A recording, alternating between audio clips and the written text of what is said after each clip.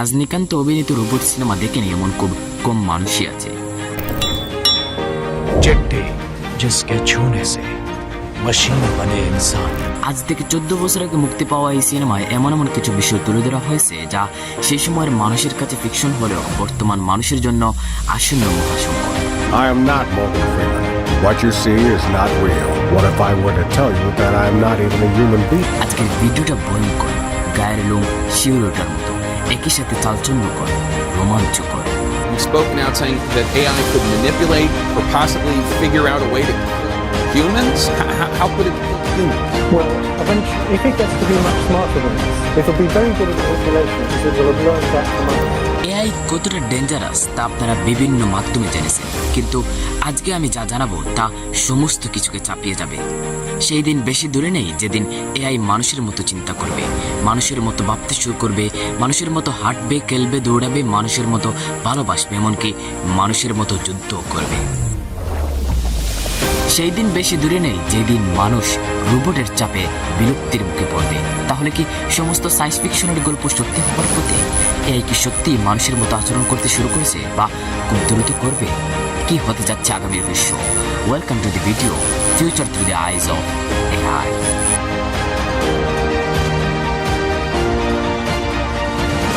আমি যদি বলি বর্তমানে এখন ভবিষ্যৎ, মানুষই এখন এআই, তাহলে কি আপনি বিশ্বাস করবেন? বিশ্বাস অবিশ্বাস আপনার ব্যাপার, কিন্তু আপনি আগামী কিছুক্ষণ যা শুনবেন তা আপনার কল্পনারও বাইরে, রীতিমতো ভয়ঙ্কর।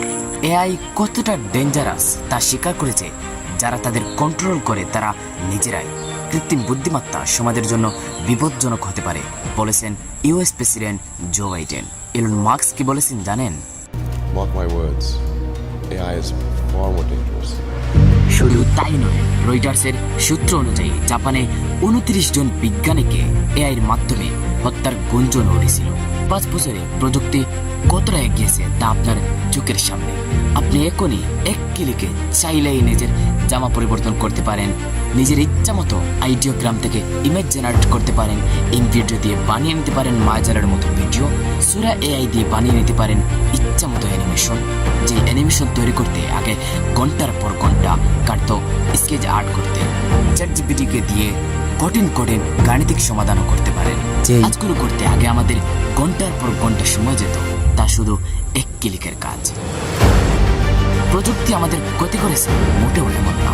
প্রযুক্তির মাধ্যমে এখন ঘরে বসে অনেক কিছু করা সম্ভব, যেমন এক দেশে বসে অন্য দেশের ডিগ্রি নেওয়া সম্ভব, ঘরে বসে খাবার অর্ডার করা সম্ভব, যেমন ফুড প্যান্ডা থেকে আপনি অর্ডার করতে পারেন আপনার ইচ্ছা মতো খাবার, মিনিটেই যে কোনো বিষয়ে রিসার্চ করতে পারেন।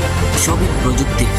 কেউ এখান থেকে ভালো টাকা দিচ্ছে, কেউ আরো প্রফিট ইনকামের জন্য ডেকে আনছে মহাসর্বনাশ।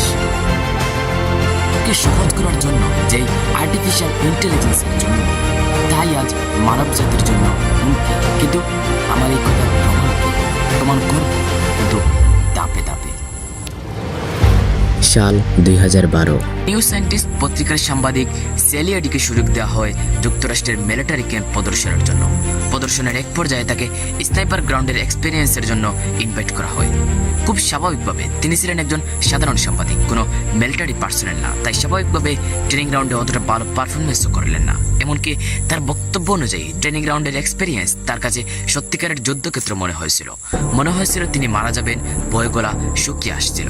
আপনি যদি মনে করেন এই ফেক ট্রেনিং আর্টিফিশিয়াল ইন্টেলিজেন্স, তাহলে আপনি ভুল, কারণ আসল গল্পের শুরু এখন। সেলিয়াডিকে দ্বিতীয়বার ট্রেনিং গ্রাউন্ডে পাঠানো হয়, কিন্তু এবার স্পেশাল একটি হেলমেট সহ পাঠানো হয়। এবার সেলি সব কোটি ডামি এনিমিকে পারফেক্টলি শুট করলেন, পাকা যুদ্ধার মতো একাই তস তস করে দিলেন কর্তৃপক্ষের বাংকার ক্যাব সব কিছু। কি এমন জাদু ছিল এই হেলমেটে জানতে চান? উত্তর জানার আগে একটি প্রশ্নের উত্তর খুঁজতে হবে, তা হলো মানুষ কি নিজে নিজে কোনো সিদ্ধান্ত নিতে পারে, নাকি অন্য কেউ তাকে সিদ্ধান্ত নিতে বাধ্য করে?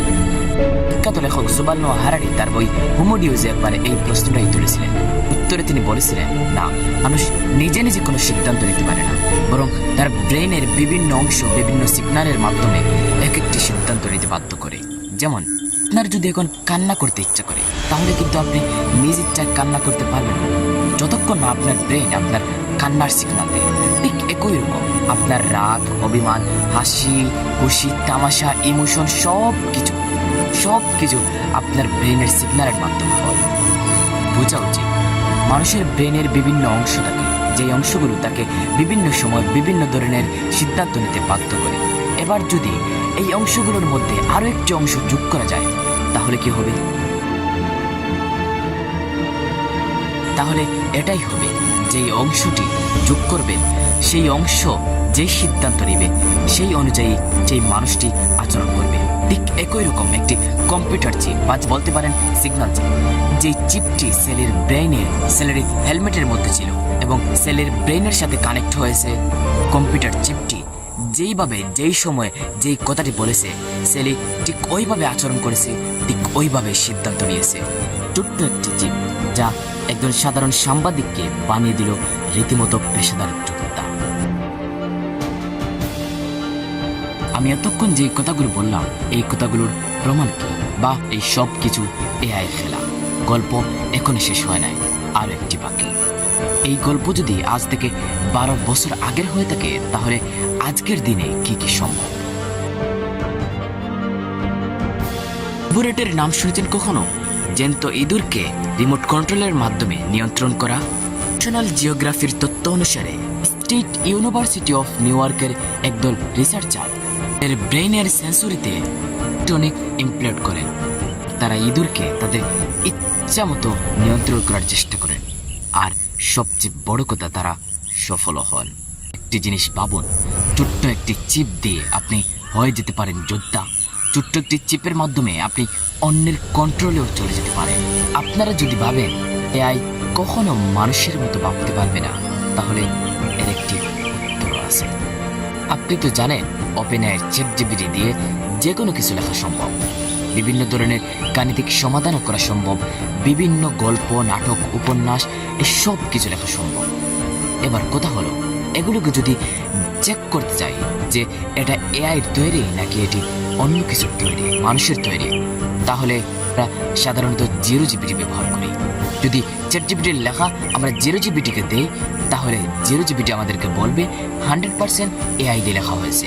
আবার এই চ্যাটজিপিটির লেখাকে যদি হিউম্যানাইজ করাতে চাই তাহলে আবার আমরা ব্যবহার করতে পারি বাইপাস জিপিটি। ভাবুন, একটি এআই দিয়ে আপনি গল্প লেখলেন, অন্য একটি এআই দিয়ে এটি চেক করলেন, আবার এটা যদি এআই লেখা হয় তাহলে এটিকে হিউম্যানাইজ করার জন্য আপনি আরও একটি এআই ব্যবহার করলেন।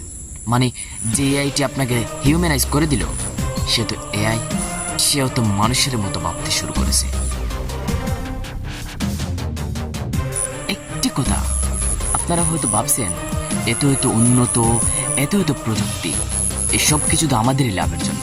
হ্যাঁ, আমাদের লাভের জন্য, কিন্তু এটাকে কখনো ভাবছেন যদি একজন মানুষ, একজন সাধারণ সাংবাদিক ছোট্ট একটি চিপের মাধ্যমে হয়ে যায় একজন যোদ্ধা, তাহলে কি সেই মানুষকে মানুষ থাকলো সে হোমোসেপিয়েন্স থেকে রোবোসেপিয়েন্সে পরিবর্তন হলো না?